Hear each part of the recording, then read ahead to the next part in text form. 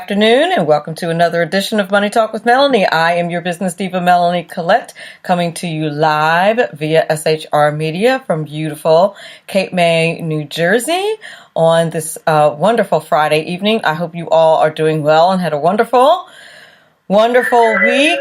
Oh, goodness gracious. I hope I don't look tired today. I did a live last night and someone said, you look tired. I'm glad somebody told me. Oh, hi, everybody in the Facey chat. Doug and Mike Fitzpatrick is here, and Adolfo and Jera. Lynn, Tim, how are you? Hi, everybody. My guest on the show today is the one and only Mike Fitzpatrick for the first hour. He is a cybersecurity expert and founder and CEO of NCX Group Security. He's going to talk to us today about how to prepare your business for cybersecurity in 2019. He, of course, knows all there is to know about cybersecurity. And then for the second hour today, we are going to talk to Amanda Head. She's a brand new guest to Money Talk with Melanie. She's also known as the Hollywood Conservative. She's going to talk to us about how we're losing young Americans to socialism. That is a frightening thought.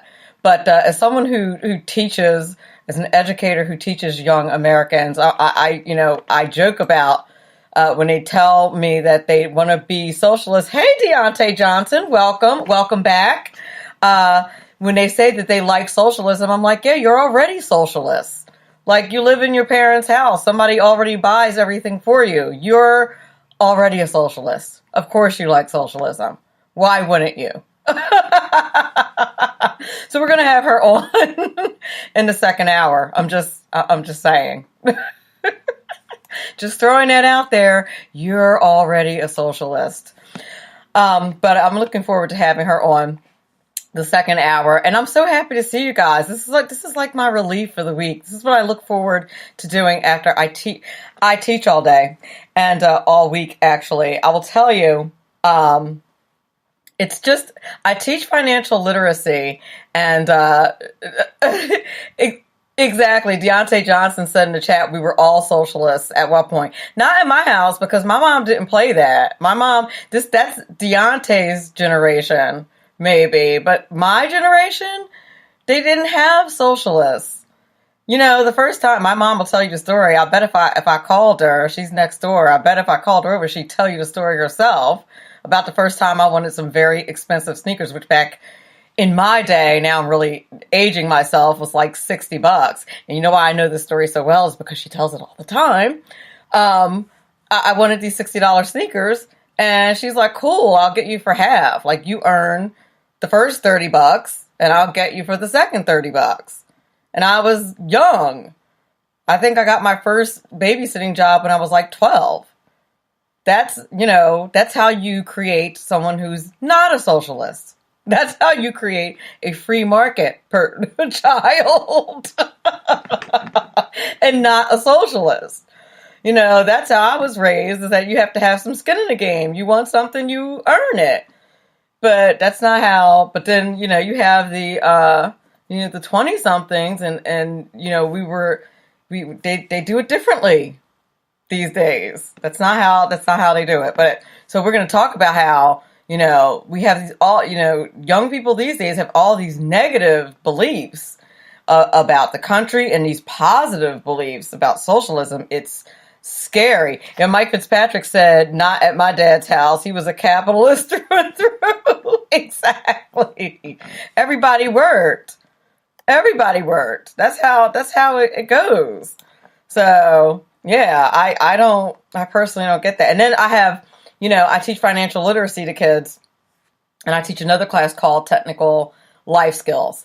And, why is my connection acting funky? Hopefully you guys can still hear me and see me. Hey, Ron Edwards, because there's no reason for my connection to be acting crazy.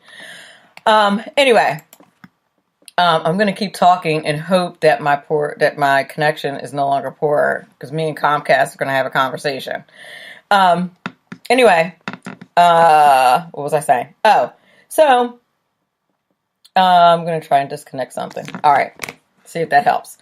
But I completely lost my train of thought. Anyway, that's who we're going to talk to. We're going to talk about cybersecurity, and we're also going to talk about socialism, which I'm really excited about. And I'm teaching these classes about financial literacy, and these kids literally think that they don't need to be financially literate, and it's frankly frightening what they think. This is the thing I wanted to say. There's this big train of thought among many of my students that they don't need financial literacy because they're going to be gamers. So I did want to reach out to my audience. Those of you out there in SHR Media Land, podcast land, and any of the platform that you listen to Money Talk with Melanie on, if you know any professional gamers, and I don't know how many of you guys actually do that or listen,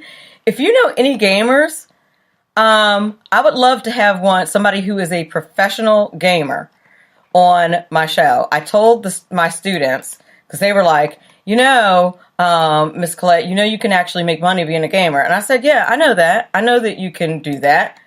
I told them that I would get one on the show if I could. So I'm trying to do that.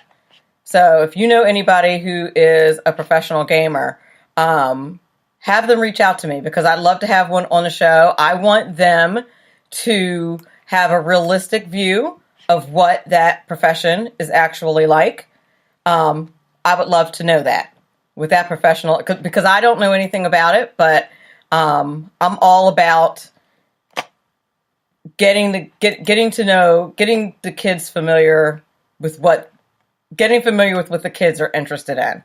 And since that's what they're interested in that profession, I say go ahead, let's do that. Can you guys still see me okay? Because I'm getting like a note that says, Deontay said, I don't pay $60 for shoes now. I'm fancy. I mean, I'm grown though. Like I'm a lot older than you. And I had a lot more disposable income when you live with mommy and daddy, you have a lot more disposable income. I'm just saying. That's how it works. Oh, my video stopped. Come on. Okay. Anyway, I'm still on the air, so I'm going to continue anyway, and I'm going to get back. I'm going to make sure that the Facebook chat gets back up and going to continue talking. I apologize to those of you who are watching me stream live on Facebook, and I'm going to make sure that gets back up post haste. I apologize for that. I'm getting that back up right now. I don't know why that live stream came down. I have no idea. But I am looking for any gamers, any professional gamers. Have them reach out. Email me at moneytalkwithmelanie@gmail.com, or tweet me at moneytalkmel, or message me on Facebook, Melanie Teresa, or on the Money Talk with Melanie show page. I'm looking for a professional gamer. I want to have them as a guest on my show. Or, if I can do a Facebook live chat with my class, I'd be interested in doing something like that. I want them to know what it's really like and whether or not it's actually feasible to have a career as a gamer, and how you can actually make money or not. And whether or not you do actually need to know anything about taxes and checking accounts and things like that, because my students seem to think that that's not necessary. Of course, I know that it is, but I'm all about meeting kids where they are. So I would like to do that. All right. You're listening to Money Talk with Melanie. I'm your business diva, Melanie Collette. We have a brand new Ron Edwards notebook coming right at you right now. When I was a little boy growing up in Cleveland, my dad often told me, what is taught to one generation dictates the direction the nation takes the next. Hello, I'm Ron Edwards on today's page from the Edwards Notebook. One of the most important duties of President of the United States is to protect our beloved republic from enemies both foreign and domestic. But if one observes the Antifa mobs of Portland, Oregon, the black robes gone wild leftist judges of the Ninth Circuit Court of Appeals, the average college professor, the growing open socialist direction of the Democrat Party, and capitulating rhino Republicans, it's easy to realize that government school indoctrinators have done a masterful job of convincing American-born sovereign citizens to prefer millions of illegal border crossers to invade our republic more than protect her from irreparable harm. And now, females are attacking people in Portland, Oregon who believe that even men are innocent until proven guilty of a crime. The Word of God maintains, how my people perish for lack of knowledge. And no nation, even one as great as this one, will remain strong and prosperous unless its children are brought up and trained in the good way they should go, so that when they are old, they will not depart. We have a choice between life or death. For our beloved republic, I would that we choose life. I'm Ron Edwards. Ron Edwards, the new voice of America. Sponsored by the Tri-County Liberty Coalition. Making a living can be tough these days with so many jobs going overseas. If you love numbers and puzzles and want job security, you can become a tax specialist with an amazing 6-month tax course from Tax Mama. Operate your own tax practice locally or anywhere in the world where there are American taxpayers. It's a great way to write off your trips to visit family for months at a time. Everything you need to pass the IRS 3 special enrollment examinations is included in this course. Visit irsexams.school. And if you need more than 6 months, that's okay. Take your time. You're in the course until you pass the exams or until you unsubscribe and reject Tax Mama's emails.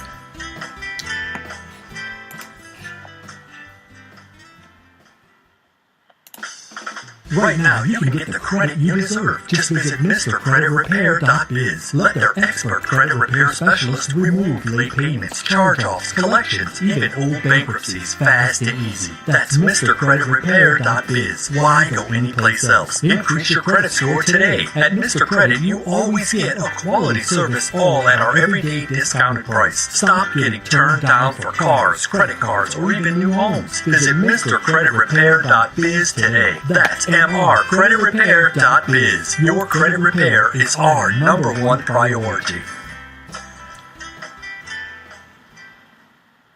And we're back. You're listening to Money Talk with Melanie. I'm your business diva, Melanie Collette. I think that's who I am. I apologize for those of you who were in the Facebook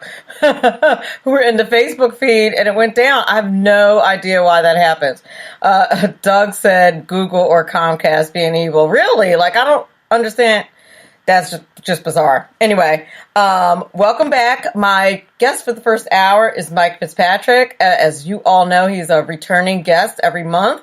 He is a cybersecurity expert and a founder and CEO of NCX Group Security. And he's talking to us in this episode about how to prepare your business for cybersecurity in 2019. It's a huge business, and we were talking, of course, off the air about this earlier, and we were talking about it yesterday. It is huge, and it just keeps getting bigger, and so many businesses just don't pay attention to the risk, unfortunately. And without further ado, here's Mike Fitzpatrick. How are you, darling?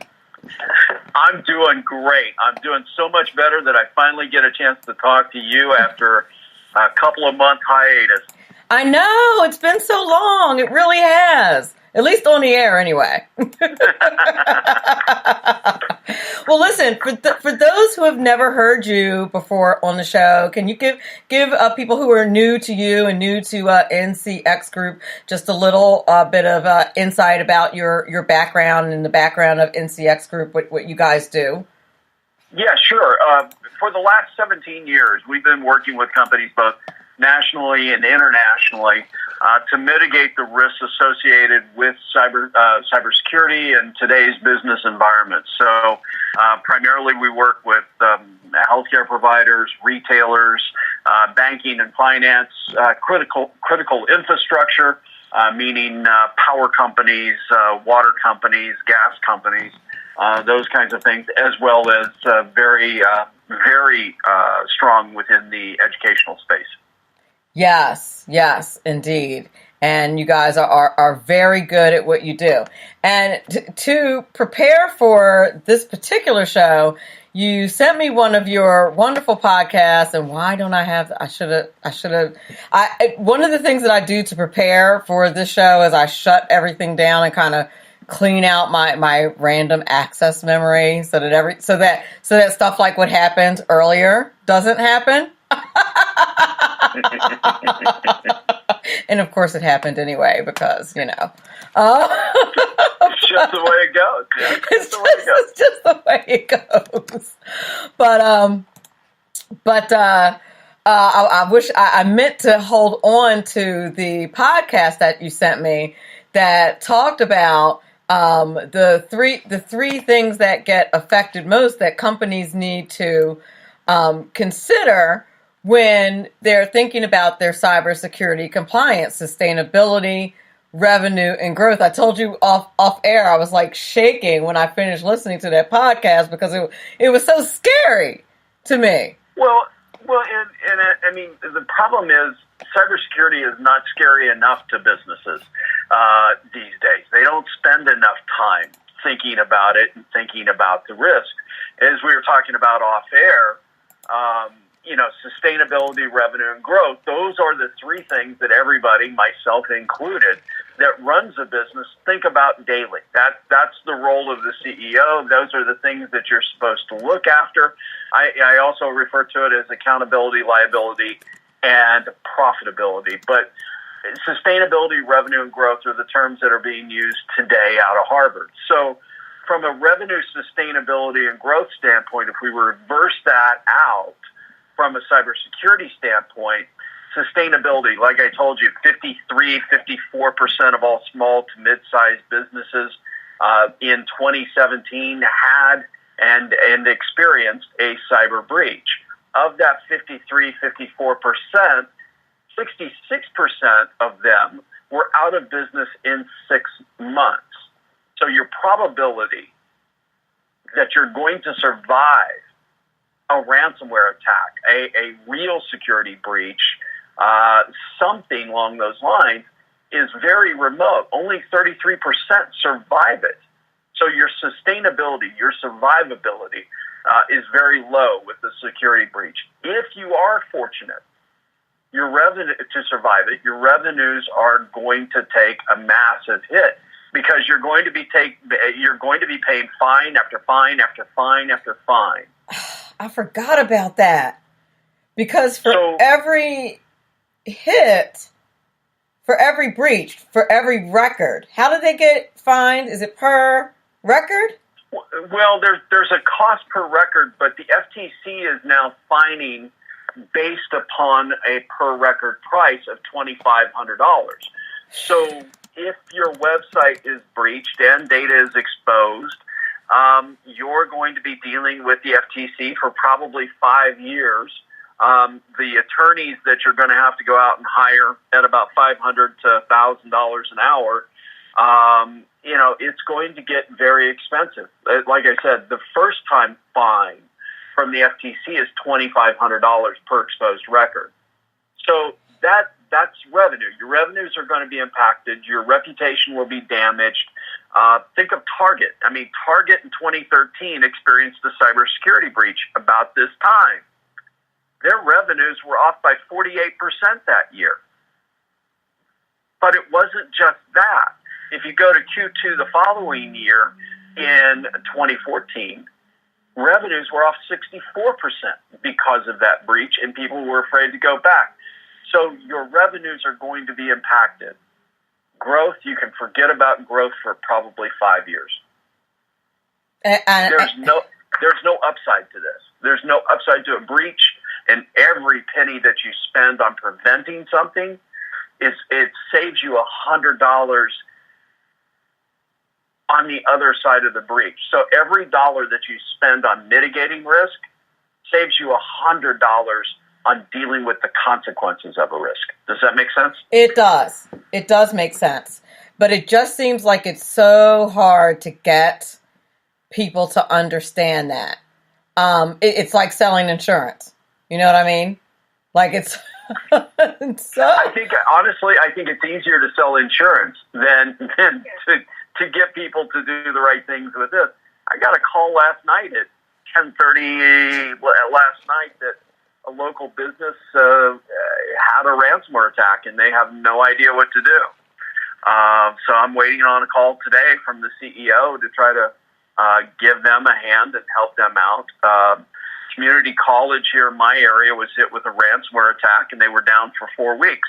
So you've taught in college. So none of the systems that make your job as a professor actually work, including financial aid. Telephone systems were down. So think about all the elements within your business that get touched with technology that are exposed. These are the things that you have to really think about what the consequences are going to be. And, we've talked about this before. In 2017, I went out and did a lot of speaking engagements across the country through Vistage networks, through executive forums, CEO peer groups. And one of the things that and through those conversations, I spoke to over 500 CEOs, folks that run companies between 100 employees and 900 employees. What I was amazed at is out of the 500, only 7 had ever conducted a cybersecurity assessment. When I asked the particular question about ransomware, what would you do if you were hit with ransomware today? It was deers caught in the headlights. They have no idea what to do. And I would bet you that they don't even know what it is. Like, they probably don't even know the difference between, malware, ransomware, a virus. Like, you know what I mean? With ransomware, you're going to lose a week to 2 weeks of your life with a ransomware attack. Sure. And then even if it gets released, there's no guarantee that they're not going to do it again. I mean, that's... No, and here's the thing. If you pay the money, only 40% of the time you're going to get your data back. Right.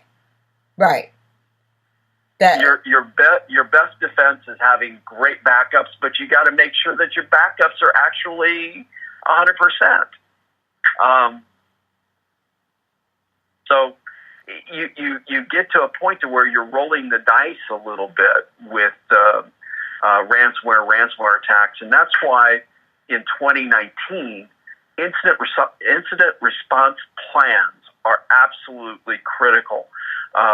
Data shows us that 62% of businesses have no information risk management plan whatsoever. None. 62% have nothing. And what about places like hospitals and...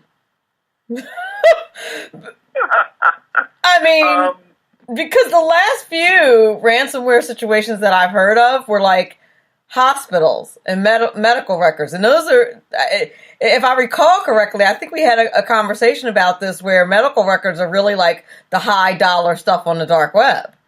Oh, outside of a full credit profile, medical records are the absolute most desirable thing that a hacker can find. So, yes, you're absolutely correct about that.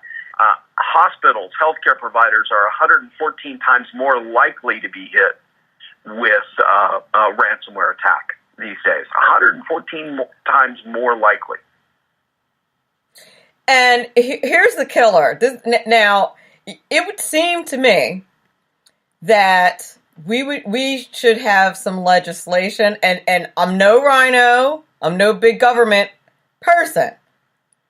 But it would seem to me that this is an area where the government protecting its citizens might come into play. Well, it's funny that you mentioned that, because here in California, where I am, the state, the People's Republic of California. Oh, you mean Russia? California Stan? No, I'm just kidding. California Stan. I mean, it's unbelievable out here. But so there was a ballot measure this last November that would create privacy and data controls for the individual, very similar to GDPR in Europe. And the state of California, Jerry Brown, came to the group that had collected 1 million signatures for this to put it on the ballot and said, wait a minute, we want to take this off the ballot. Would you allow us to take it off the ballot if we pass a law? So in 3 days, they made it law. There's so many typos in it. There's whole sections just missing because nothing's been flushed out. But this now is a very bad piece of legislation that makes the Attorney General in California the de facto cybersecurity ruler for all breaches. It is absolutely amazingly bad. And it's going to be expensive. It's going to be expensive for companies to deal with. It's going to be expensive for companies to actually pay the fines associated with it. We talked a little bit this morning about the Marriott breach. 500 million identities exposed in the particular breach. Come on! When was this? I'm supposed to stay at a Marriott in like 2 weeks. Your data is probably gone. I didn't book it yet. I was supposed to book it like 2 days ago, and I didn't do it yet. So if you've stayed in a Marriott in the last 4 years, you are probably going to get a letter. Great. So this actually happened in Europe, but it affected their entire reservation system. So all reservations, all the data that you put in to set up a reservation, your credit card, your name, address, if you're traveling abroad, passport numbers, all of these things have been exposed for 500 million people. Great. I just logged in yesterday. And so in Europe, you have GDPR, which is the EU's data protection laws, right? The legislation that you're talking about. So now there's law. So the fine in Europe for a breach or something like this, at the top end, which Marriott definitely qualifies, is 20 million euros or 4% of revenues. Oh, whichever is higher. So I was curious this morning, and I went to look at Marriott's annual report, and revenues for Marriott globally last year were $23 billion. Wow. So take $23 billion times 4%, and if my math is correct, that's $880 million fine. Oh, dear. That's terrible. That's awful. Well, okay. I mean, okay. I understand that they're trying to make a point, but it would seem to, okay. I get what they're trying to say. I feel like it should be something more like I'm sure that all of these places get some type of government help. It just seems that that's a little too punitive. You know what I mean? Like that just seems like I get what they're trying to do, but like I think Marriott can even though that's really terrible, like Marriott can probably afford it. Like they're still like Marriott will still probably be okay. Or am I wrong about that? You know what I mean? No, you're absolutely fine. Marriott will be fine. They will pass the cost on to the consumers, you who are staying. Right. So they'll raise rates. They'll make it a little tougher to get points. Yep. Giving away stuff. But yeah, Marriott will be fine. They'll just pass the costs, all of the costs, on to the consumer. Right. Like and not for nothing, like the hospitality industry, while important, is not where we really, really need it. Like, fix the hospital situation. You know what I mean?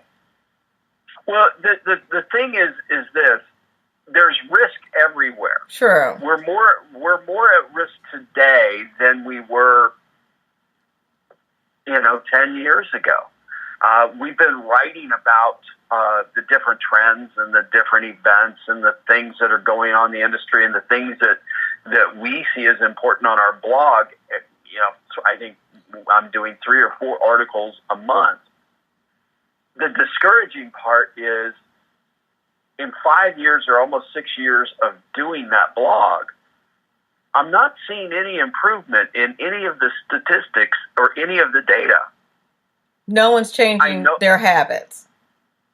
You're paying lip service to it. We're spending too much time on compliance and really not working to secure things. And here's the reality. And I tell this to companies all the time, and this is, if you focus on security and you harden your systems, you go through and you make it difficult for a bad actor to gain access to your business, whether that's through physical means, talking their way in, or electronically, the byproduct of doing that is going to be meeting 90% of all compliance requirements. Now, if you do it the reverse, use the reverse formula, and just focus on compliance and fulfilling the checkbox process of meeting whatever compliance standard it is, whether it's HIPAA, whether it's GDPR, whether it's CCPA here in California now, I don't care what it is. If you just focus on compliance, the byproduct of compliance isn't better security. It's compliance. One is not a reversible. I'm trying to remember my days in math, but it isn't a proof that goes both ways. Right. It doesn't. Right. It doesn't work in reverse. Right. So everybody is spending money on meeting compliance. Well, that's great. I can't tell you how many times we've come into a business after they've met, let's say Sarbanes-Oxley, right? Right. And so we've come in and we'll go through and we'll hack their systems, and I can electronically walk my way all the way into the accounting offices, and all those 404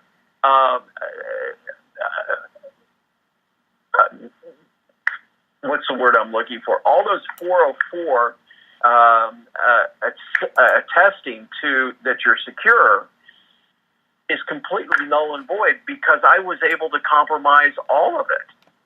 Well, because again, they focus on compliance and not security.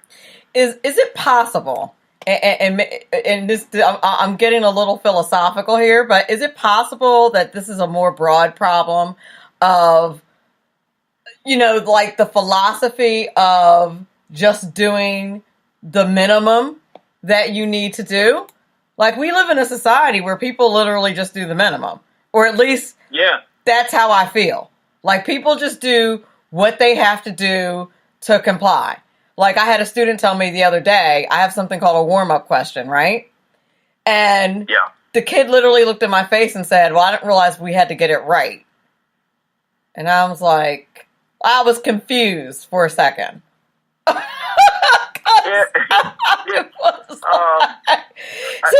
I love your classes. And I was going to share this with you afterwards. One on the gaming thing. Jerry Jones of the Dallas Cowboys owns a professional gaming team. Oh, really? And esports is going to blow up. It is huge. Yeah.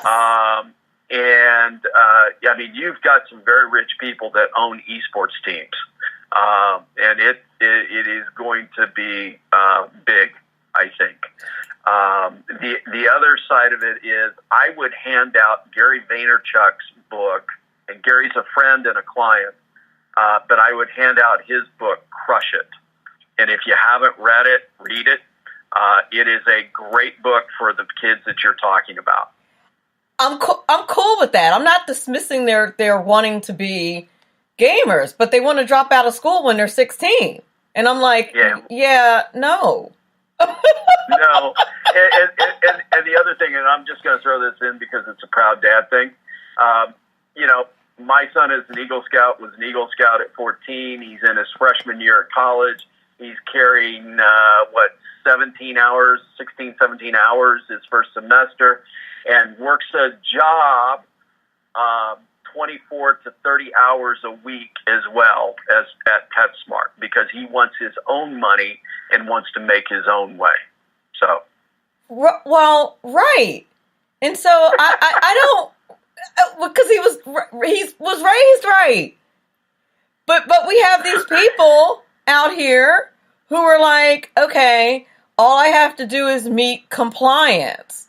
And so that's what I'm asking you. Like, is this part of a bigger mentality?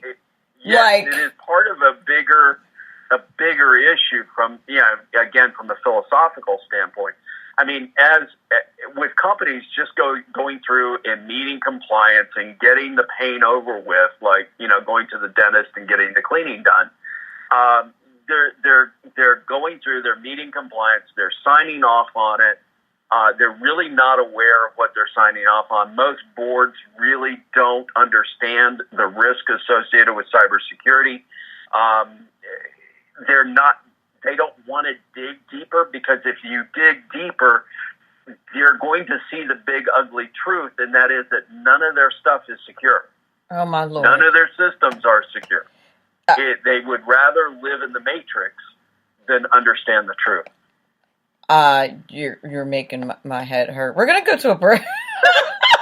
We're going to go to a break. You're listening to Money Talk with Melanie. I'm your business diva, Melanie Collette. My guest this first hour is the one and only Mr. Michael Fitzpatrick. He is a cybersecurity expert, the founder and CEO of NCX Group Security. He is talking to us about how to prepare our business for cybersecurity in 2019. I have so many more questions for you, sir. But we are going to take a break really quick. We'll be back in a few moments.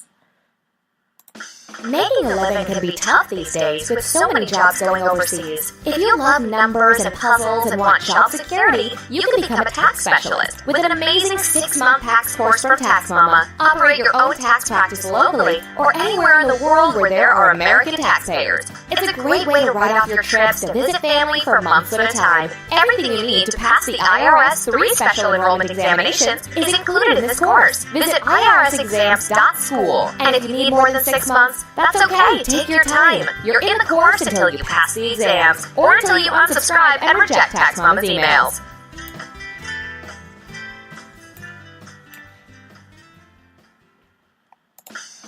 Right now, you can get the credit you deserve. Just visit MrCreditRepair.biz. Let their expert credit repair specialists remove late payments, charge-offs, collections, even old bankruptcies fast and easy. That's MrCreditRepair.biz. Why go anyplace else? Increase your credit score today. At Mr. Credit, you always get a quality service, all at our everyday discounted price. Stop getting turned down for cars, credit cards, or even new homes. Visit MrCreditRepair.biz today. That's MrCreditRepair.biz. Your credit repair is our #1 priority.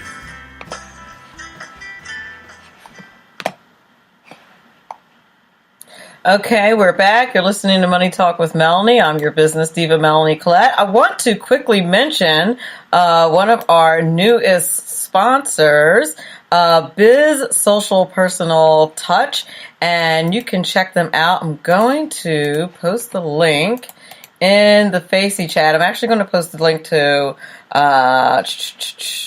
Money Talk with Melanie.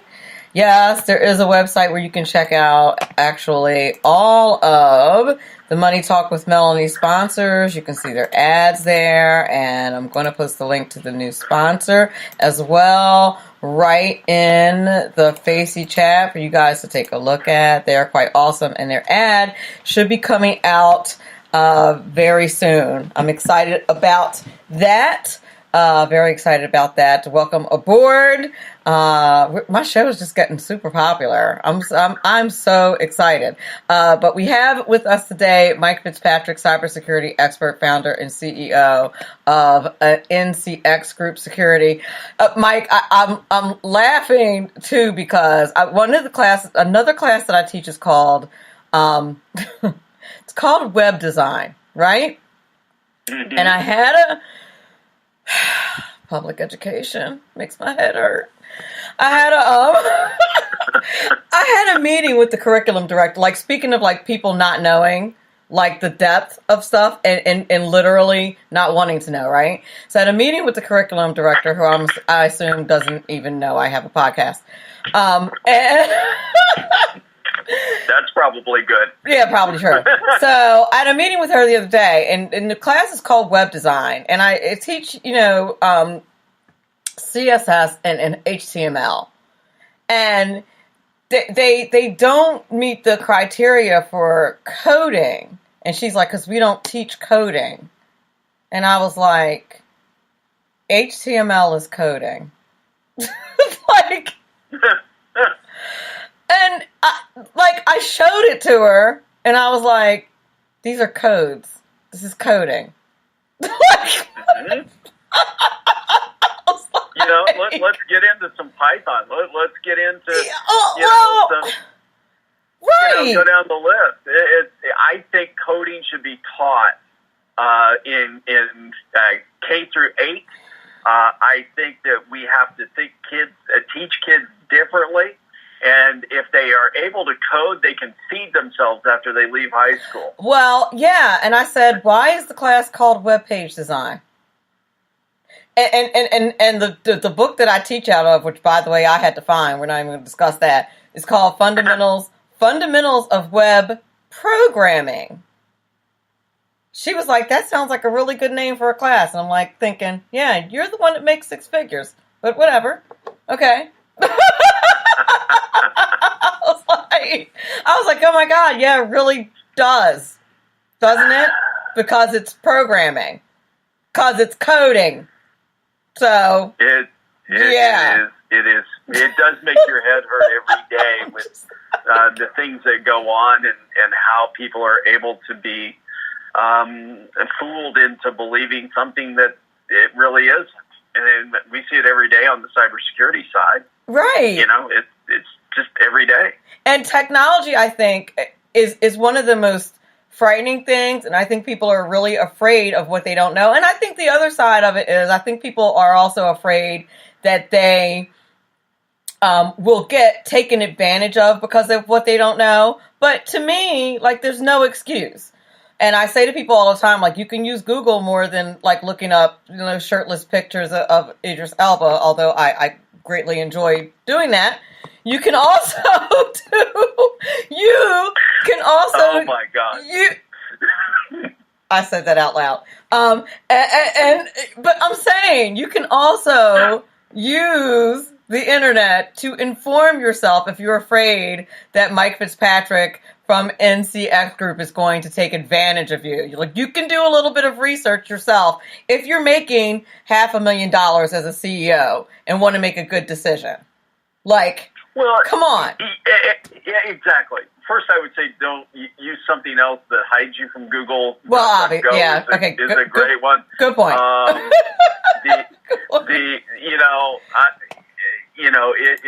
have issues with the whole Alexa. Hey, don't let her hear you say that. You're gonna make her mad. Sets that are out there. Don't even get me started on the new whole Facebook portal thing and Facebook being able to look inside my house now. Oh, yeah. Nothing to do with that. So you're saying I should not order that? Don't order that from Amazon. No. Stay away from the Amazon. Okay, I'm going to take that out of my basket then. I'm kidding. I don't. But, the amount of surveillance that is now can be manipulated and used by a government entity or a hacker, an attacker of some type, that we actually have on the networks in our homes now is staggering to me. The East German government would absolutely just be beside themselves of how we have accepted surveillance in our homes and we pay for it. And it boggles my mind that we just don't seem to value privacy anymore. I only paid $40 for it.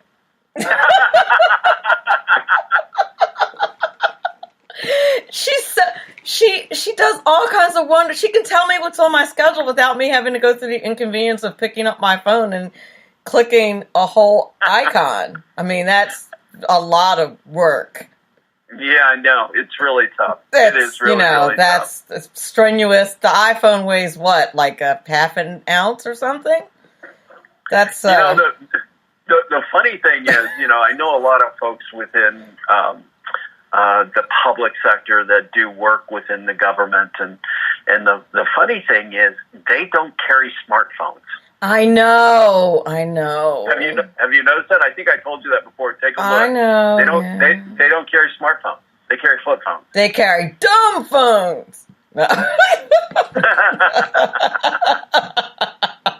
That's a deal breaker. Like I was at an adult drinking establishment, and I was sitting next to a guy, and he tried to hit on me, and he had a flip phone, and I was like, "Bruh, you got a flip phone?" Like, no, but maybe he worked for the government. That's it. He works for the government. He's got a good job. I should have given him a shot, but I was like, "You got a flip phone? Like, it's going to take you forever to text me back." Like, no. No, they don't text. They do. Not very often. Yeah, that's not going to work.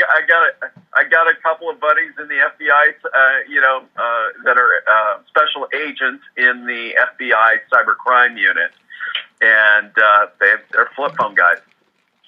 Wow. I don't know. I don't really mind being surveilled. Why should I? All right, give me like a reason why I should mind being surveilled. Seriously. Okay. So, I honestly don't care. There's so little going on in my apartment and in my bedroom, more poignantly, where my Echo is. I really don't care. So here's the thing, right? Yes. So the NSA has a data collection center out in Utah. Yes. That houses, that we know of, that has been stated. Right. At least 2 yottabytes of data. Yes. Okay. So for all of those playing at home, that if you take a 1 terabyte hard drive, stack it all the way to the moon and back, is 2 yottabytes. That's a lot of data. Bytes. Yes. It's a lot of data. So they're capturing every email. They're capturing every phone call. They're capturing everything that you do and that is put out on the internet. And it's saved. They don't go through and process it until it's needed. Right. So we have video editing capabilities, right? And photography and all of these things that can be edited and manipulated to tell whatever story that they want, because we didn't care that people were looking and violating our privacy. I can see how that could lead to problems. I'm a big Fourth, Fifth, and Sixth Amendment guy. Okay, I could see how that, like, if you have political enemies, how that could lead to problems. But you don't know where the enemies are going to come from in this day and age. Well, for sure. And, the higher up you get, the more evil and horrible things are. So that's why you have to care. That's why you have to be concerned about who's on the other end of some server looking into your home. Okay, I care now. Care a little more. Bum everybody out, but you're bumming me out over here. I mean, I'd like to be able to yell at Alexa, who's probably going to answer me now. How far is it from where to where? I mean, having to type it in takes like a whole, 15 seconds. That's a lot. Well, you can be my wife or my son. Oh, dear Lord, I can't even imagine. It's just no fun. You probably submit their phones to app inspections. What's that? You probably submit their phones to app inspections. No. It's just they're well educated on the risk. That's it. But you have to be today. You have to take these things into under your control, because if you don't, the technology companies are going to control your life, and I just don't think most people really want that. No, I think you're right about that. Let me ask you this. When you're like a teeny tiny business like me, like Money Talk with Melanie is basically a one-woman show. I mean, I have a team of people that I work with for things that I need to get done, that are like third-party people that I work with regularly for things that I need to get done. But for example, if PayPal were to have a breach, I mean, that's who I use regularly for to get payments from sponsors. WordPress is, who I use for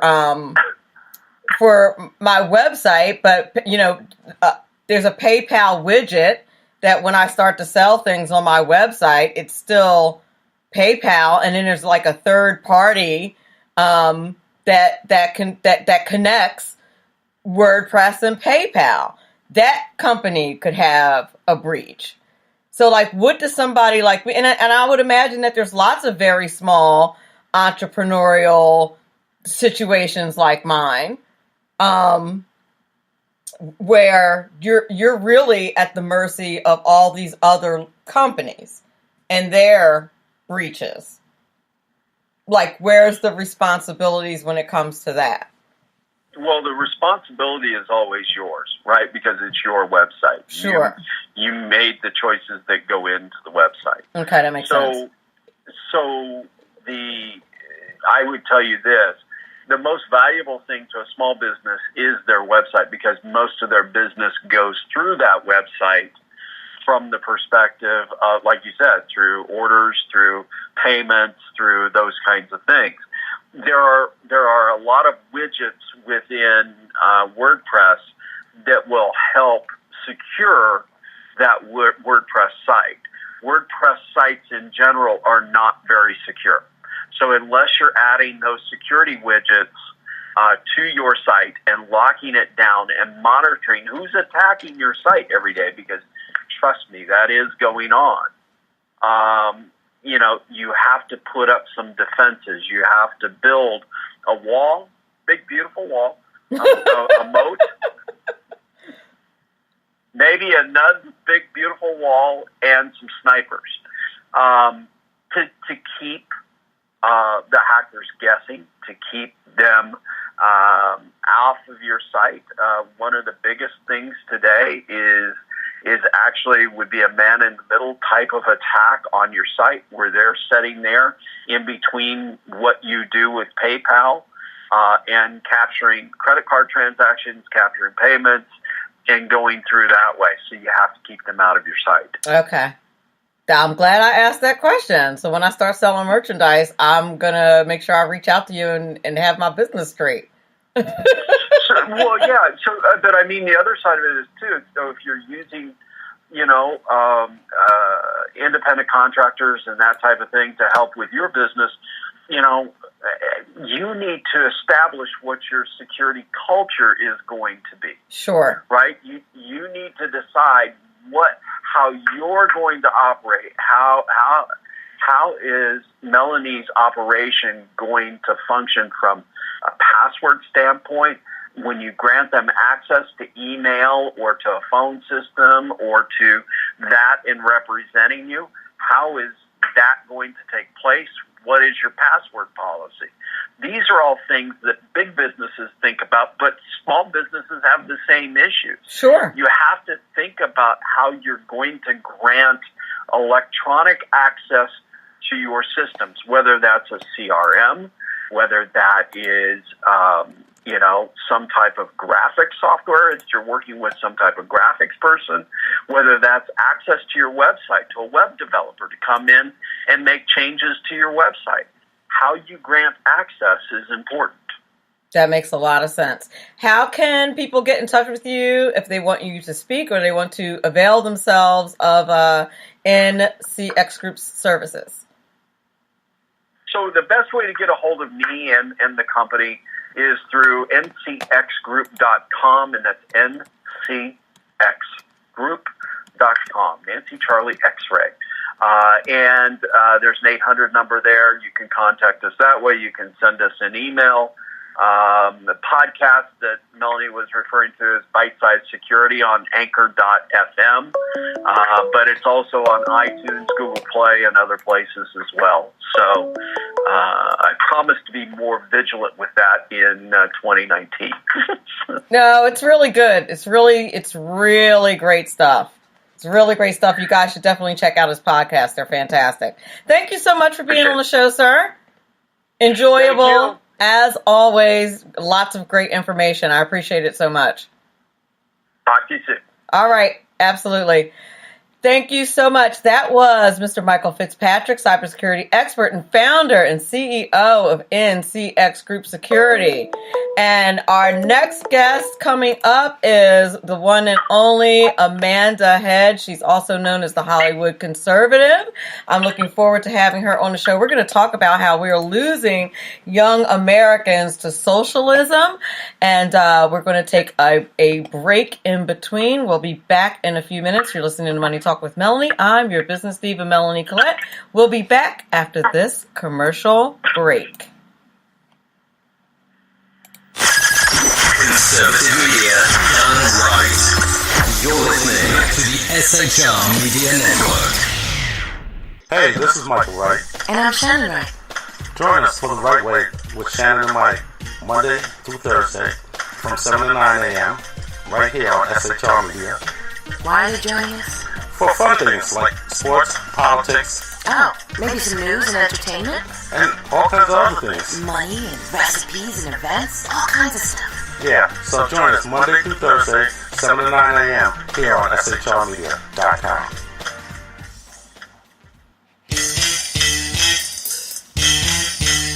From a public locker inside a dilapidated Long Island rail station comes a show designed to piss off liberals using truth, facts, and ridicule. The Lid Radio Show, featuring the conservative voice from the People's Republic of New York, the Lid himself, Jeff Dunitz. Tune in every Wednesday at 2 p.m. Eastern, 11 a.m. Pacific on the SHR Media Network. Go to shrmedia.com. At Lid Radio, we fight for the truth, justice, and a good kosher T-bone. If you don't listen, Hillary Clinton might sneak into your bedroom in her housecoat late at night and blame you for her election loss. It's the Lid Radio Show with Jeff Dunitz.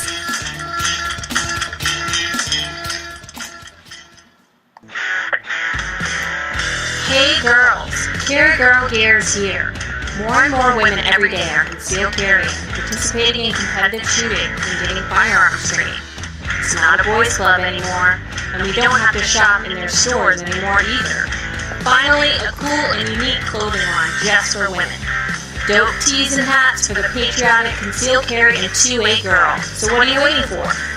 Go check out carrygirlgear.com today.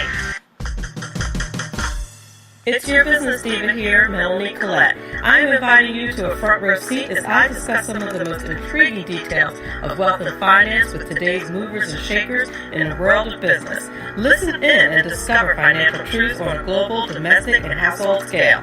Uncover topics that will impact your wallet today and in the future. Money Talk with Melanie airs Monday through Friday, 5 p.m. East, 2 p.m. West, right here on SHR Media and High Place Pundit Talk Radio. You can't afford to miss it.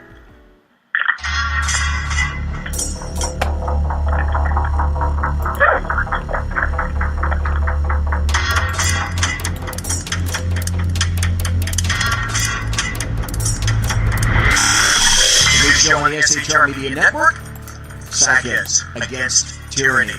On shrmedia.com. Go there quick like a bunny, 11 p.m. Eastern, 8 p.m. Pacific every Wednesday. Live and direct on the SHR Media Network. shrmedia.com. Be there.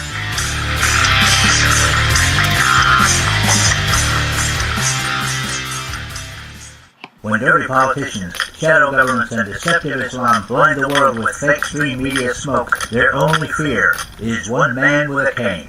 I'm Dave Miller.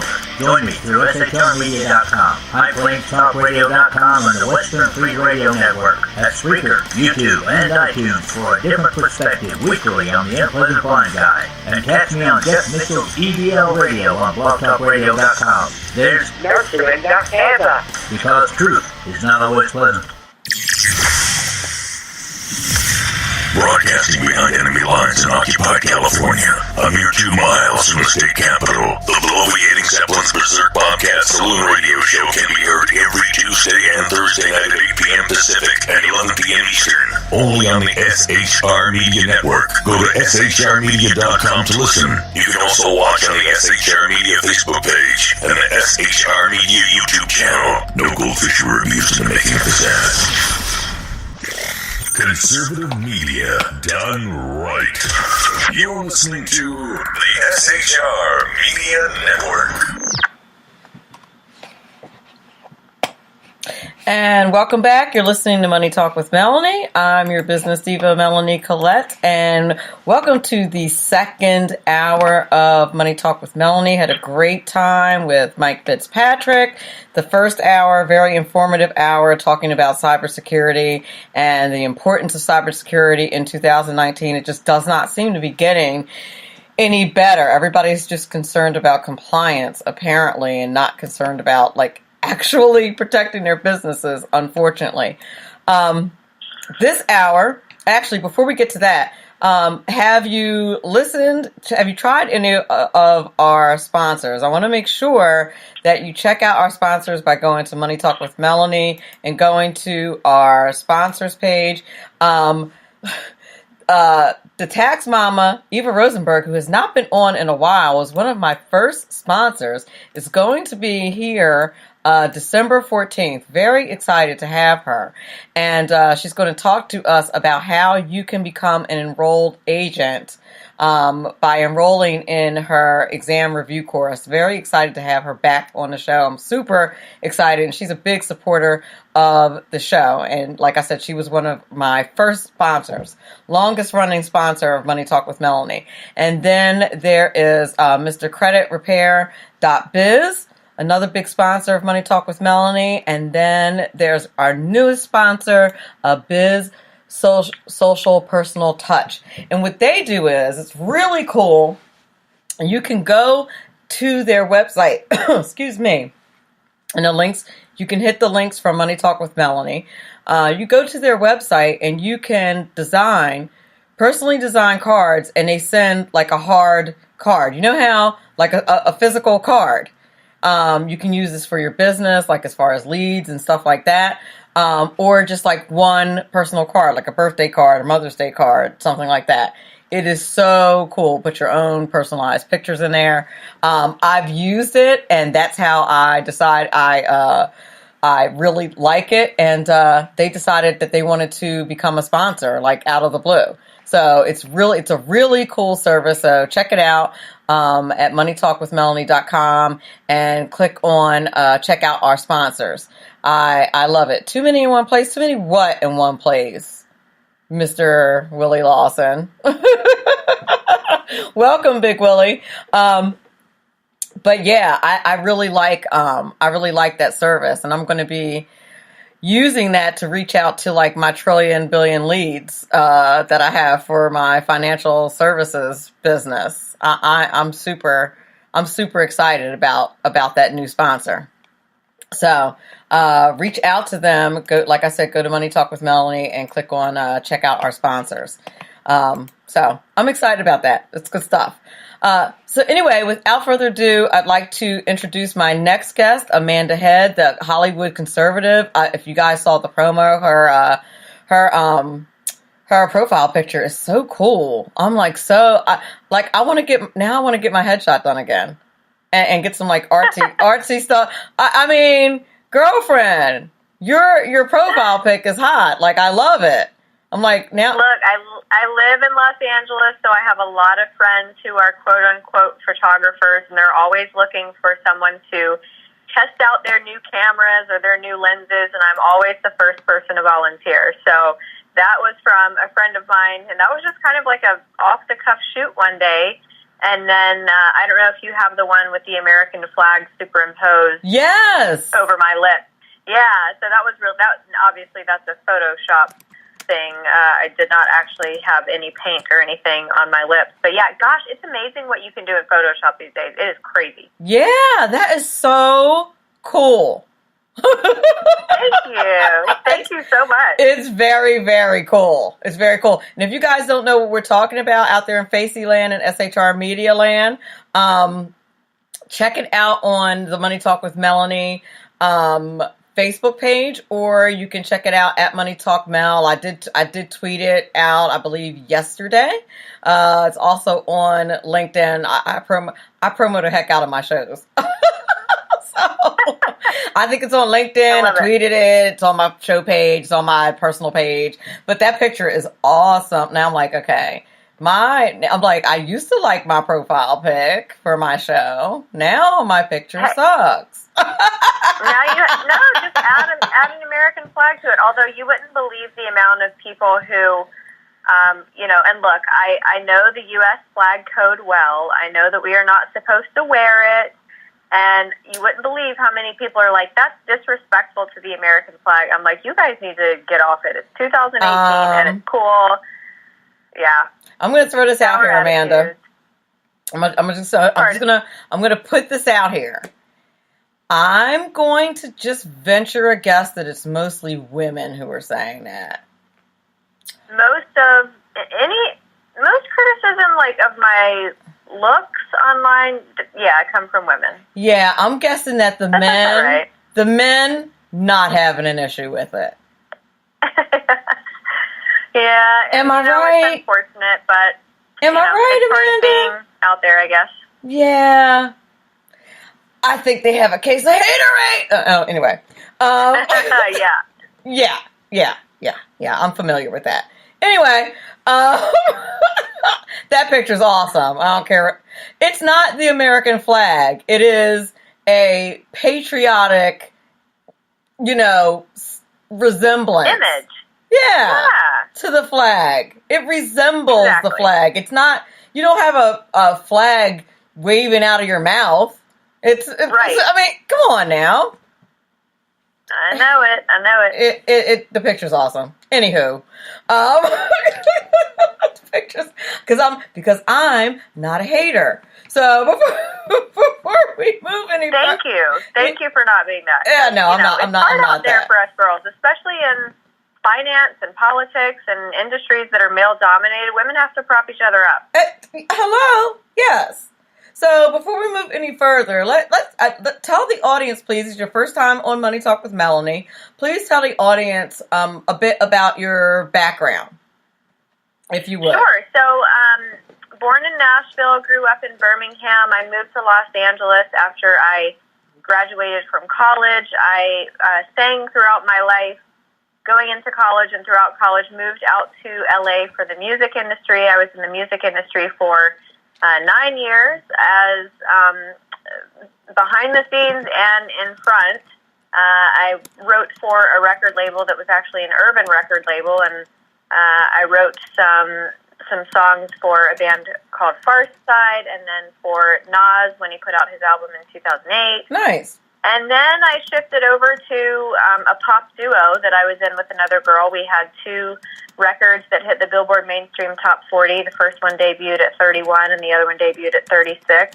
And in January of 2016, after being in the music industry for 9 years and dealing with all of that shenanigans, I was tired, girl. I was over it. And so it was also, an election year, and I felt like my voice, rather than singing, could be better utilized speaking out about the things that I believed in. And, I have a lot of people say, well, you're a conservative. Why don't you, come back to Alabama or come back to the South where there are a lot of us? And I'm like, well, that's not much of a challenge. And how am I going to make an impact on people if I'm not changing their minds?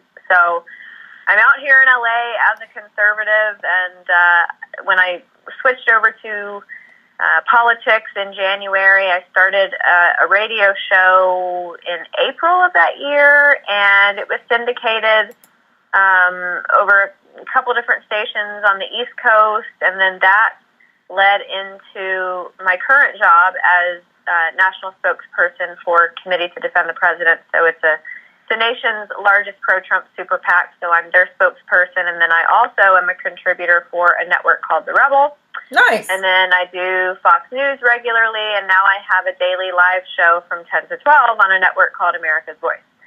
So that's me in a nutshell. Excellent. Excellent. I love it. I love it. Excellent. Okay. Thank you. So I'm familiar with a lot of those outlets. That's great, and hopefully a lot of other people are familiar with them as well. Well, everybody knows Fox, obviously, but right. Yeah, but not nicely done. So I came across. I was doing some research for the show, and I came across your video about the survey of young people are moving toward socialism. And I talked about this in the open of the show. It's a 2-hour show, and this is the second hour of the show.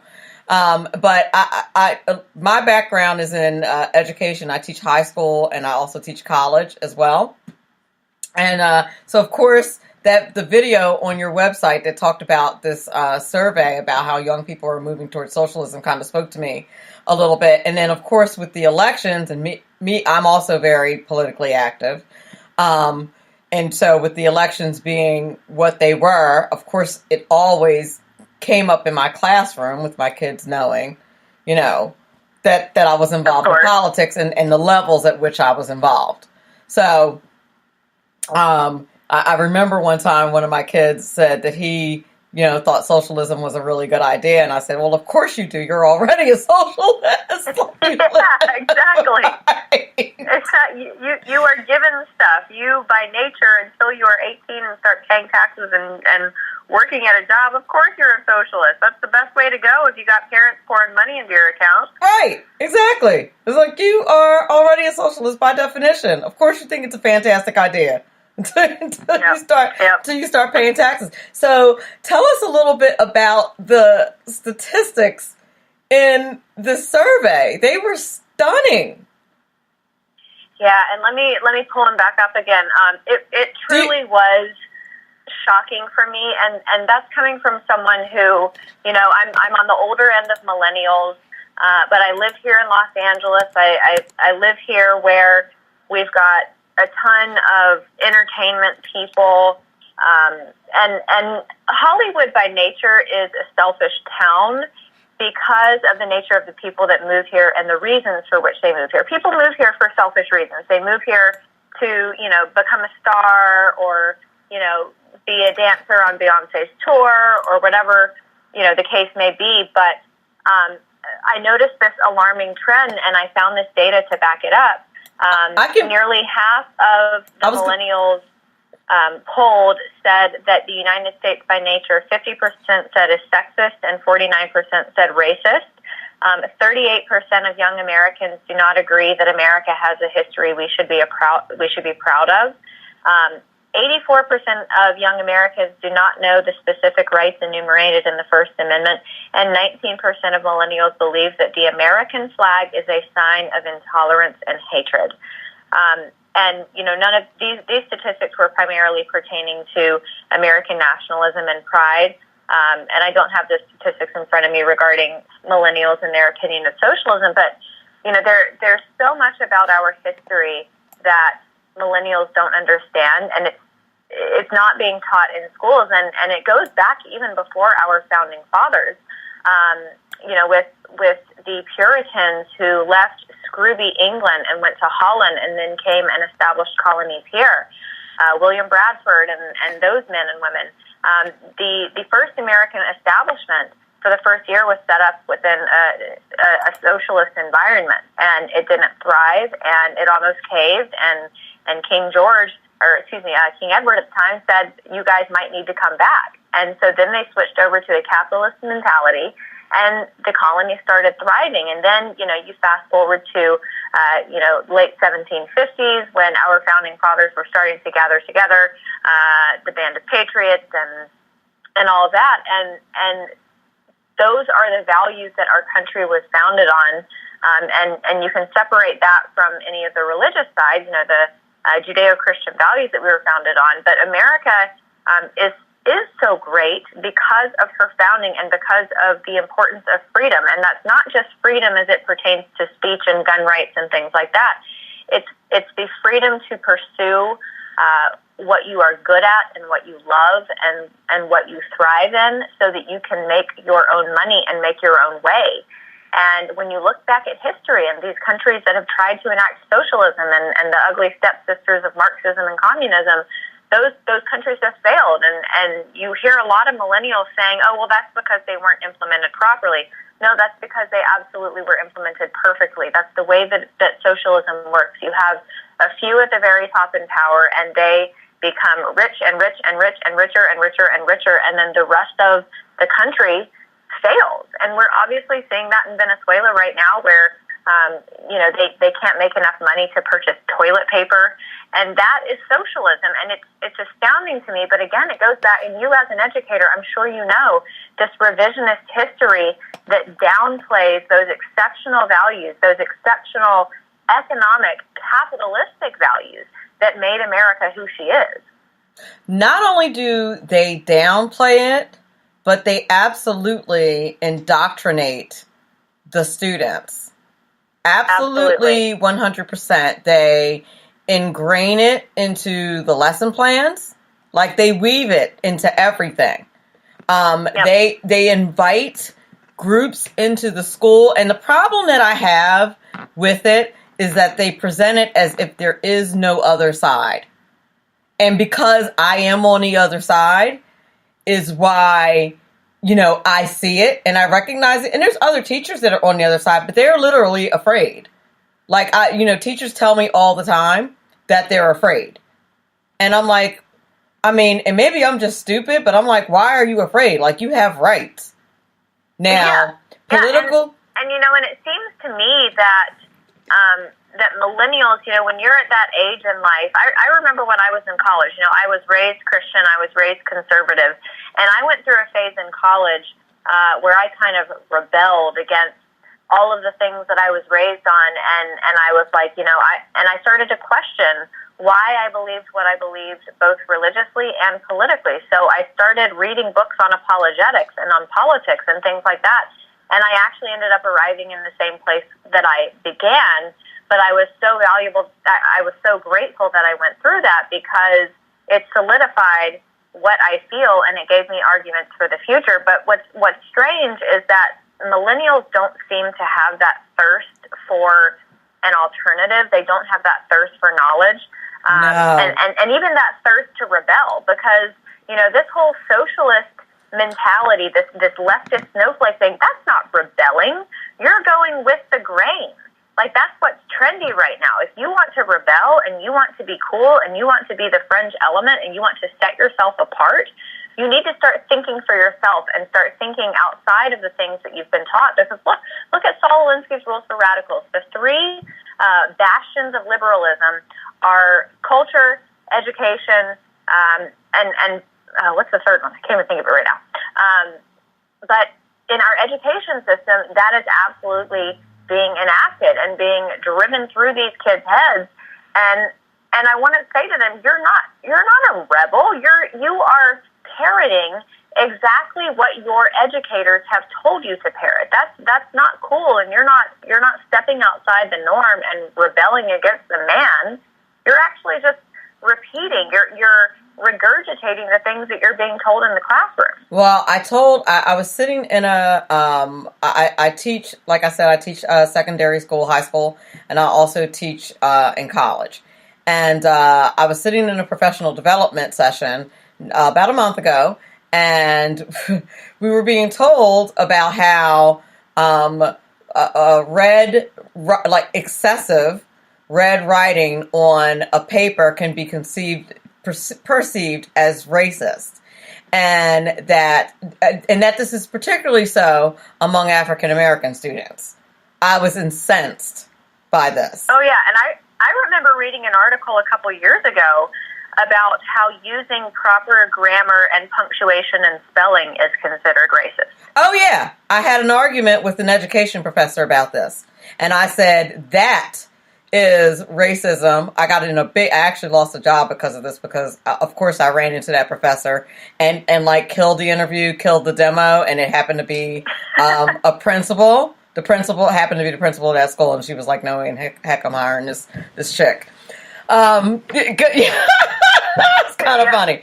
I believe it, but I'm glad you're not there. Oh yeah, I'm glad I'm not there too. But yeah. So I said actually that is actually racist, and it's the most insidious kind. I said because what you're doing is you're saying that based on the color of someone's skin, they cannot learn proper English, and by not teaching them proper English, they will actually never be able to succeed. Because they won't be able to be in the boardrooms internationally or nationally. They'll never be CEOs at IBM or anywhere else speaking their urban language. Because you allowed them to never learn proper English. I said that is the most insidious type of racism under the auspices of helping them. Right, and that's kind of, that is the theme of liberalism. Yep. It is, the bigotry of low expectations, and you take it even further, even outside of the realm of racism. But sexism. Here in California this summer, they passed a bill saying that every corporation had to have a female member on their board. And then I also remember and this came out earlier in the year, at Oxford, they have lowered the test score requirements for women. And that is so incredibly insulting to me. It is. To suggest that a woman can't make it and can't get that test score on her own, that she needs you to lower the expectations. It's unbelievable.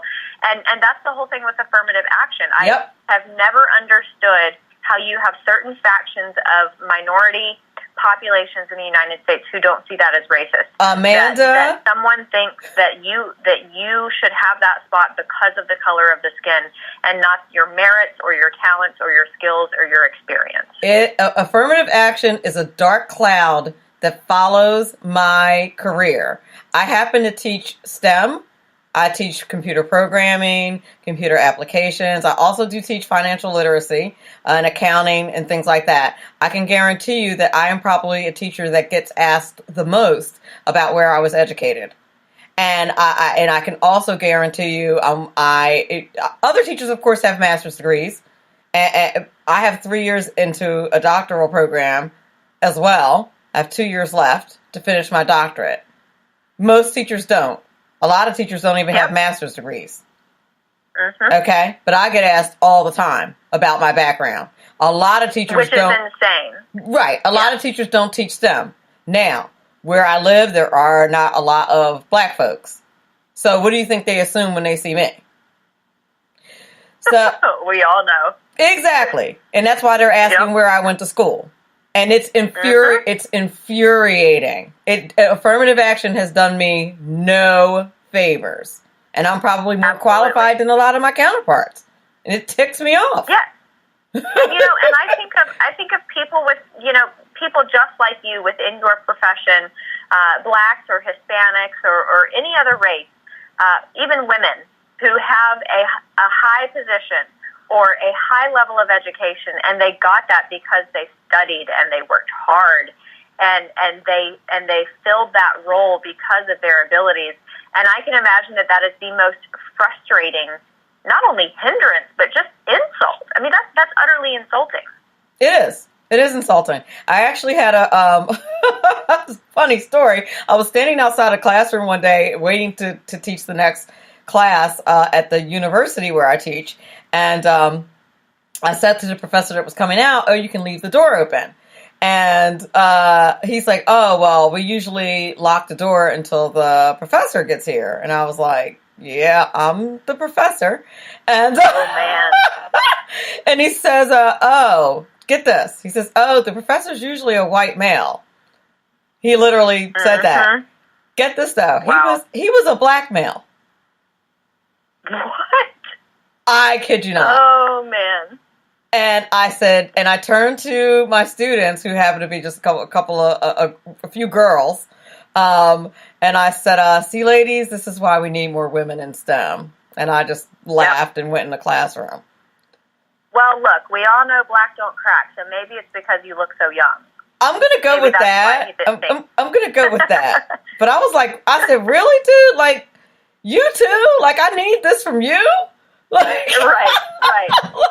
Like, ridiculous. But this is what you're dealing with. It's insanity.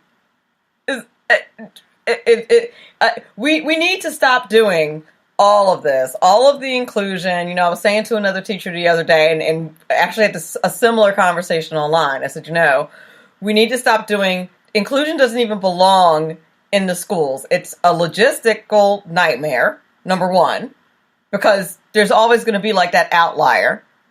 Teach the content. Okay, you're teaching a Spanish class. Fine.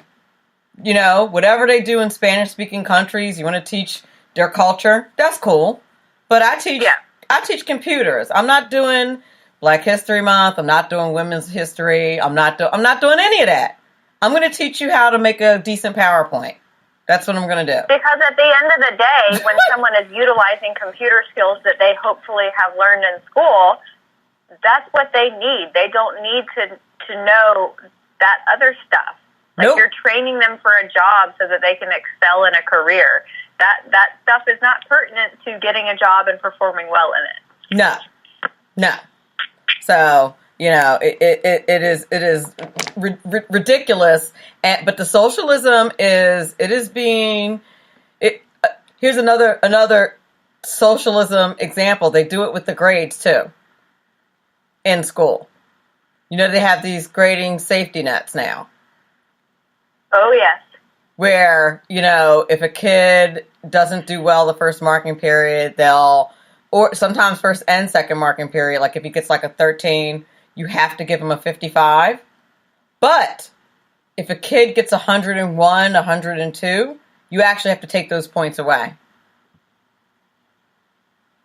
Well, I think I remember, and you might have gotten this too, I feel like it was an email chain that kind of circulated around the country, and it tells the story about a father whose liberal daughter went to university, and she was all disgruntled about the fact that she had worked really, really hard for her grade, and she got 100, or she got like a 90 something, but it was graded on a curve, and so the teacher decided to list the grades of those students who did not perform well on the test, and the father asked her how she felt about those kids getting higher grades than they deserved, and her having to study for her grade. And, she complains about it and said, basically it's BS. And he said, welcome to the Republican Party. Exactly. There you go. Yep. But this is the way they indoctrinate kids into socialism, in my opinion. Yeah, but the concerning thing with that grade analogy is I don't know if this youngest generation cares what grades they get. That's the thing, because I don't think, I think that they have, I think that we as a society have devalued that. And because we live in this, everybody gets a trophy society, they don't really feel any pride in or feel any incentive to work hard. I remember when I was in college and I had my first job and I got my first paycheck, there's something very soul fulfilling about that, about being paid for your work and enjoying, holding that piece of paper. This was obviously before direct deposit. And there's something for me at least that was really proud. And it wasn't an amazing job. It wasn't a well-paying job. I mean, it was minimum wage. When I was in school at Auburn, I worked for the University Alumni Association. We would call donors and call alumni of a certain school. Like I was assigned to the School of Engineering, and so I would call engineering alumni and talk to them about the things that were happening within the College of Engineering at Auburn, and then of course ask them for money. And so it wasn't, an amazing job, but I will say this, there was an added value to having that kind of job as opposed to just some like mindless job where you're, just performing some type of skill or some type of action. Because for me, there was an incentive to really sell their school because there was a reward. It was, and we didn't obviously receive any type of commission from that, but I got my name on a plaque on the wall for being a $1 million donor receiver, whatever it was called at the time. But there's something so proud about that, and the value of a hard day's work and the meaning of what a dollar means. I think that has been so diminished within our society, or at least among young people, that they don't actually care what grade they get because, they're kind of looking forward to post-college when they can just go back to mom and dad's basement and not really work for a while until, mom and dad pass away, and then they got to figure out what to do. I think you're probably right about that, and it works. It's very much the same way in public education, even with the teachers. I was in private school as an executive assistant, and I expanded my job and was rewarded financially very well. I just started making more money. I've been teaching for almost 10 years now, 9 years. And I just started making more money than I did as an executive assistant this year. Okay? When I worked as an executive assistant, they kept giving me more responsibility. I was working very hard, but they also kept rewarding me financially for expanding my role. Okay? Mm-hmm. It was private school. They could do that. I would attend meetings for my boss. I would do all kinds of stuff. Okay? Ran the budget, did all kinds, executive assistant, private school, do what you want. In public school as a teacher, it doesn't matter how hard I work. Literally doesn't matter. You know why? Because of the union and collective bargaining. Yep. And so, if I stay home and put together fantastic lessons, for hours at a time, which when I was a new teacher is exactly what I used to do, sit up for hours, and the kids don't learn anymore. They don't pay any better attention. They don't care. The administrators only visit you 3 times out of 180 days. They don't care. Oh, my goodness. Yep. You don't get any more money than the loser teacher who phones it in every day. Crazy. So Absolutely why would any teacher in their right mind do that? I mean, really? Yeah. So yeah, I know. It's the whole setup is socialism. The way teachers teach socialism. I mean, I can't help myself. I do a good job, but now have I minimized the amount of work I'm willing to do at home? Absolutely. Outside of administrative stuff, like I'll do administrative stuff at home. I'll grade at home because it needs to be done. But do I put together like these fantastic, fantabulous lessons at home? No, not anymore. No. Because there's no incentive. It doesn't matter. It doesn't matter. Because it literally doesn't matter. And I will tell you, most teachers will probably tell you that they know it doesn't matter. You're not getting any extra brownie points. You're not getting any extra money. And the kids don't care that you put in. And that's that human nature attachment of effort to payout. Right? Why bother? Right. And that's why you have companies like In-N-Out here in California and Chick-fil-A who pay higher than the minimum wage, because if you as an employee feel like you are valued, then your output, the quality of work that you do will be better because you feel like you are valued. And it's a trade-off, and it's something that I don't think this youngest generation appreciates. And I also think another part of it is, going into the workforce, not only do they not feel the value of working for money, but, I was raised doing chores. I had to do chores growing up. Yeah, me too. So when I went to college, and, obviously I wasn't doing chores, emptying my trash and unloading the dishwasher. It's not the same type of work. But it was a freaking thrill to go from doing chores as compulsory as a child to doing a job, aka chores, and getting paid for it. Right. And I don't know if kids really even have to do chores these days. Oh. I don't think that's I feel like it almost goes in the direction, this snowflake culture. You can't even spank your kids, and they consider it like manual labor, child labor, if you impose chores upon your children. No, actually, and teachers can't even. I joked today about having my students copy the book of Leviticus by hand for an hour. But I said, I joke. I said, but I actually would not be able to do that as a punishment because that is considered corporal punishment. Like, you can't make a kid write 100 times, like, I will not curse or whatever, because that's considered corporal punishment. Like, this is where we are. Yep. In society. Like, you can't, and parents don't punish, and kids, they know. I had a student tell me the other day, I have something called a warm-up question, and I asked them a question from the previous day's lesson. And like 2/3 of the class didn't get the question right. And I was like, okay, guys, we're not moving forward with today's lesson until you all get this question right. And I give them like hints from the previous day's lesson. And one kid literally said to me, and I was stunned for a minute, he said, I thought we just had to answer the question. I didn't know we had to get it right. Wow. And he was serious. Wow. Now, I mean, oh my gosh. There's so many things wrong with that response, right? Yeah. Like, one, the thought process that goes into that. Like, no pride whatsoever in getting the answer right. Number two, you're totally cool with saying that to your teacher. To admitting that. I mean, I gotta admit, it takes gumption to admit it, I guess. And then, like, me as a teacher, like, I can't say, wow, like, where do you get the cojones? Because, God forbid, like, I make him, quote unquote, feel bad about himself. I'm not allowed to do that. Yeah. Oh, yeah. You know, can't make him feel bad.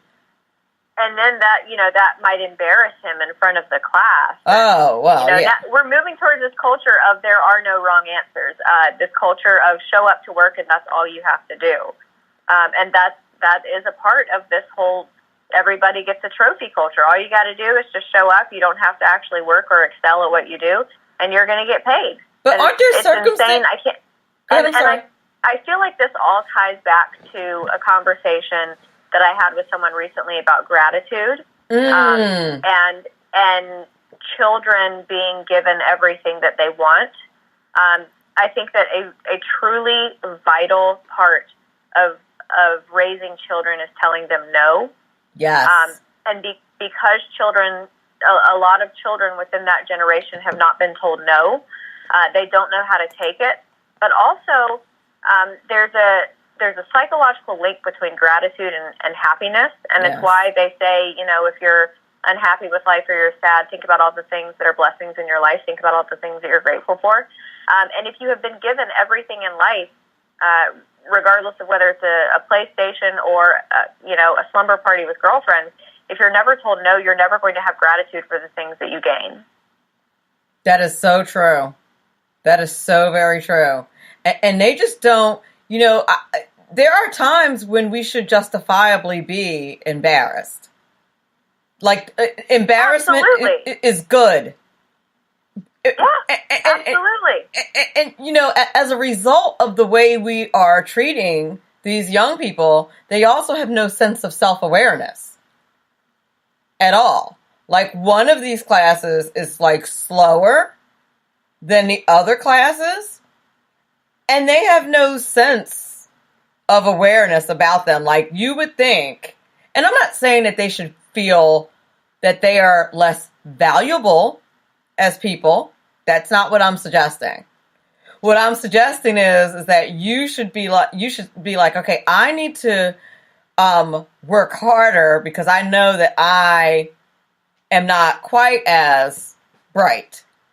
So bingo, and that's the reason why embarrassment is not necessarily a bad thing, right? Because it encourages you to work harder. Yeah, like, okay, if you don't think that you need to get, like, why would you think that you don't need to get this question right?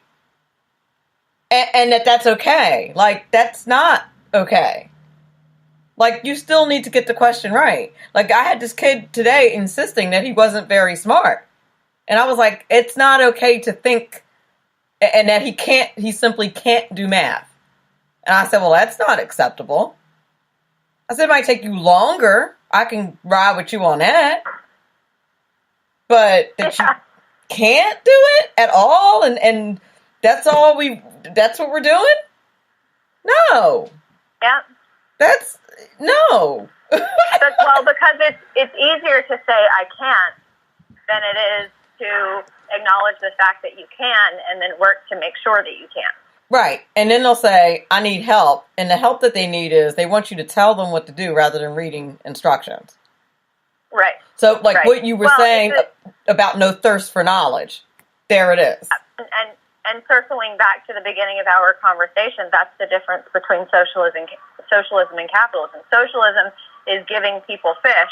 Capitalism is teaching people how to fish. Exactly. And I get that all the time. I don't know what to do. And I'm like, why don't you know what to do? I'm like, read the directions. I'm like, it says, and I literally go, it says right here to do this. So you go here and do this. So what's the problem? Yeah. Like, I don't understand what the problem is. I'm lost as to where you're having trouble. And the trouble is, you did not want to read this. That's where the disconnect is. Like, you just didn't want to read it. You wanted me to come over and help you. But then, like, you have an attitude the whole time, like you're super, like you're the valedictorian. Like, well, why should they have to try for it if they haven't had to try for anything their whole life? There it is. And that's why I am an irritant to them. Oh, yeah. Yeah.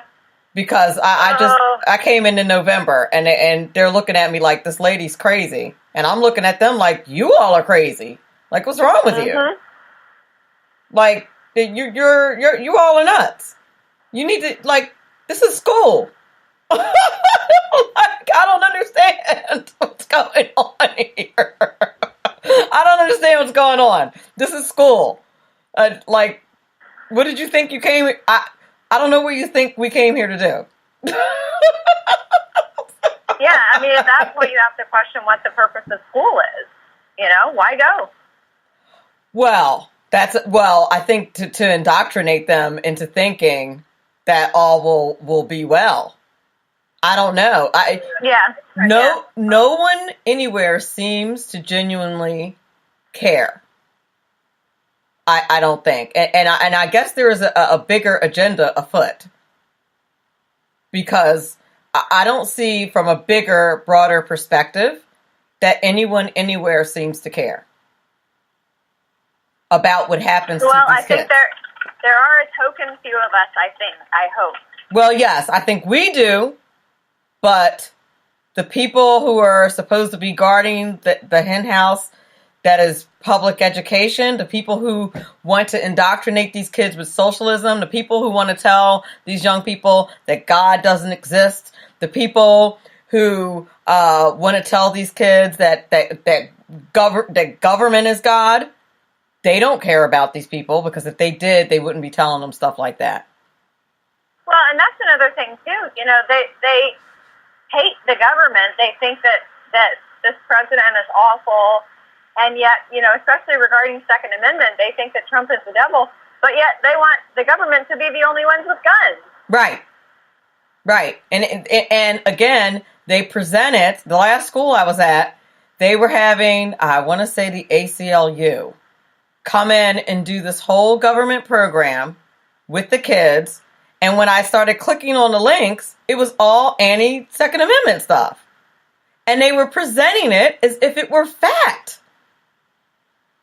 And I was like, yeah, well, that's that indoctrination. Exactly. And I was like, I'm not participating in any of this. I'm not. I'm out. When they did the school walkout thing, the Orange Day, I was like, okay, this is the baby killing organization, the Women's March people. Yeah, I won't be doing this. Told my what do you do as an educator when you're in your shoes? I told them, as soon as I got the email, I emailed my principal back that the event was in a week, and I said I'd be happy to supervise the kids who were staying inside. Perfect. And I'm sure he read between the lines. Don't start none, won't be none. And, you know, and I feel like in some school districts, in some of these ultra-liberal school districts, that would probably be a fireable offense. Because you hear about that happening all over the country. Maybe. Well, they said some kids would be staying inside. And like I said, as soon as the email went out, I clicked on the link to the organization that was running it, and I saw who was running it, and I was like, oh, hell no. Nope, not me. I was like, oh no. And like I said, the event was it was taking place a week from that day. And I said, I'd like to volunteer to supervise the kids who were not participating. Because there was a room for kids who didn't want to participate. And they said, you know, well, at least they provided that. They did provide that. I was like, I'm not doing that. Now, if they wanted to take it a step further, I would have told them. I would have presented a religious objection, period. And I don't know what they were going to do about that, but that's what I would have done. Yeah. Yeah. Did you see the video of the kid who had on a Make America Great Again hat in class, and the teacher called him an a-hole, told him he had to take the hat off, and he said, well, what if this is my religion? And that's a great point to make. You know, kids can wear turbans and hijabs in class, but you can't wear the hat that you want. Well, as I'm sure that you're aware, political class is not protected. I looked into it because I had an issue with the principal one time who literally, I guess, went into some kind of like shock when he was checking my social media and found out I was a card-carrying Republican. And came marching up to... Oh, yeah, well, I guess he felt like he got a Trojan horse, like black female, that... Shame on him for being racist. And assume that's right. Yep. I told him I was involved in politics. Oops, did I leave out that I wasn't a Republican? Did I think he was going to assume? Because you know he assumed because of the color of your skin that you were going to be on the left. And here we have another form of racism. Did I assume that? Did I know that? I did know that. Yep. Yeah, I did know that. Well, but I love, you know, here in Los Angeles, if I meet somebody and they ask me what I do, I say I work in political media. And before I tell them anything else, they go on this rant about how, you know, Trump is going to end the world and we're all going to die because of global warming, and Trump's going to round up all the gays and all the blacks and hang them and all this. And then I say, well, actually, I'm spokesperson for a pro-Trump super PAC. You see looks on their faces. The blood rushes from their face like ghost white, and they have no idea what to say. You should see the look on their faces when I tell them what I do. I'm the... I believe it. Vice president of the New Jersey Federation of Republican Women here in New Jersey. Oh, that is so great. You should start getting, like, video reactions of that. I really should start doing that. Oh, what do you do? I'm a teacher. I'm a professor. Oh, really? And I'm very politically active. Oh, really? And of course, you know, they assume. That's what they get for assuming. Like, shame on them. Shame on them. One of my dear friends in Washington, D.C., he works for Freedom Works, and he is Black Republican Trump supporter. And when he and I are, you know, walking around D.C. getting lunch or something, you should see the looks on people's faces, because he is, like, loud and proud, and he wears his MAGA hat, and it's got an old-school Reagan button on it. And it's amazing to me the looks of hate that he gets. It's like people think he's a traitor or something. Oh, absolutely. I mean, the thing that I don't really understand is the reasoning and rationale that people use. Because on the one hand, you're saying that it's racist to use the color of someone's skin to make assumptions about how they should think or feel or act. But then you say you're black, so you can't be a Republican and support Donald Trump. Sounds to me like the definition of racism. So and it is. It is the exact definition of racism. Those types of assumptions. So I'm perplexed by the reasoning on that. Like, I mean, I know that I'm not a Rhodes Scholar, and, you know, I'm not a genius, but I'm relatively smart. And you're 2 years away from your doctoral degree, so I'd say you're pretty smart. Yeah, and I have yet to be, and I keep asking my liberal friends, help me. Explain, connect the dots for me. Every couple of years I post it on Facebook. Okay, liberals. My liberal friends, connect the racial dots for me. Draw the map for me. Help me. No one has been able to figure to help me with this. I can't. Nobody's been able to map it out for me. I'm going to imagine that you get zero explanation or comments for that from liberals. Crickets is what I get. And I'm like, until you're able to explain how you're not being racist. But then they say, I do get this one explanation, that black people can't be racist because we don't have power. And I'm like, wow. And I'm the one who has self-hatred. Okay. Oh, man. They just dig a hole. When they try to explain it, they dig their holes even deeper. Like that. But then they say, like, I have self-hatred. Like, that, you're projecting. Like, that's crazy talk. That's insane. I don't understand. So tell my audience, before we close the show, how they can get in touch with you, if they want you on their show or anything like that. How can they do that? Sure. So my website is thehollywoodconservative.us. The website for the PAC that I represent is committeetodefendthepresident.com. I'm on Twitter at TheHWCon, THEHWCON, short for The Hollywood Conservative, because Twitter discriminates against long names. I'm on Instagram as The Hollywood Conservative, and that's all my social media because I'm too old to figure out anything else. I hear you, girl. People say, are you on Snap? And I'm like, what does that mean? I know. And I have a big problem with the fact that it goes away. Like, I can't deal, like, my brain I can't wrap myself around that. Yep. I know it. And I don't need anything else to fill my schedule. I don't need any more responsibilities. So, I am not joining Snapchat. No, I can't do it either. Well, thank you so much for being on the show. This is a great conversation. I appreciate it. I will you're not on Facebook, though, right? Oh, yes. Sorry, Facebook, too. Oh, are you under? Hollywood Conservative. That's why I couldn't find you. Okay. All right. I will find you. Very good. Thank you so very much. I will tag you when I post the come on, Melanie, the podcast. There you go. That's what I'm talking about. Wonderful. Well, I really enjoyed it, so thank you so much. So did I. Have a great weekend.